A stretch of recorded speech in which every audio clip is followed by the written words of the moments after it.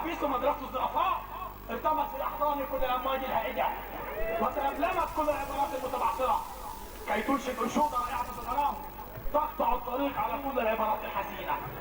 تجمعت كل خطرات الندى كي تكون كوبا من الماء المشلج اكتشفته وحدي فرط وقلبي. لكن لا جدوى اليوم فقد جاء الامل يدق على اوتار القلوب. سنضق اجراس الامل لتضق اجراس الامل. لا يا سيدي، ليس هو الامر القادم الى نحو الامن والامان، ولكنها اعداد كالازليه في حجوزات اقتناء الاميرات. ستكون الخطوط الحاليه التي ترتفع على عنقك ستحتنق. لا، السبق نزلنا بالعوده وهي باقيه وتوضع بجسد. حتى حبان. نعم اهربها. اتحداك ايها القلب الشهري، فانت لا تعرف معنى الحب، انت لا تعرف سوى عبارات الشبال التي لا يعرف القلب عنها شيئا. فكن على حذر يا سيدي حتى لا يفتك بك الداء ولا تجد الدواء. كيف تنجو على مخاطبة معز الله نوحى ودعي؟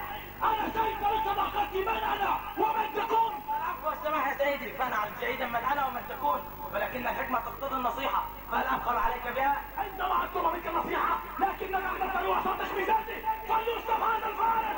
يا سيدي، فلم اقصد بالاساءه، ولكن الامانه تقتضي ان احارب شيطانك اللعين، فانت معلمي وقائدي. ونعم الأمانة. بالأمس كنت أنا الرامي واليوم قد جاء الدور عليك ردق عنقي ليصل كل أيوان عذاب حتى الصباح ولن يمضي الغد حتى تقطع الأشلاء وصل الشهد.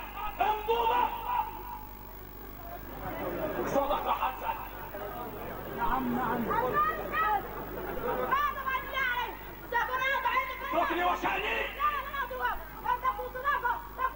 لا، أمرت الخيانة. أقصد سيدي الخيانة التي لا تغلط وتبعد عن الناس لدي حب. صدقني لو خذلته بعد كل هذا العمر لن تجد من يخسر معي. ستكون سهلا ما خسرته وخسرت نفسك إلى الأبد وساعتها تكون هذا القائد. وليكن العاص الرحمة ليس لأنه قائد يوشك ولا لكونه يخلص المخلصين لك، ولكن لأنه قبل هذا وذاك تضيق عمرك والعبد الظلام قبل فوات الأوان.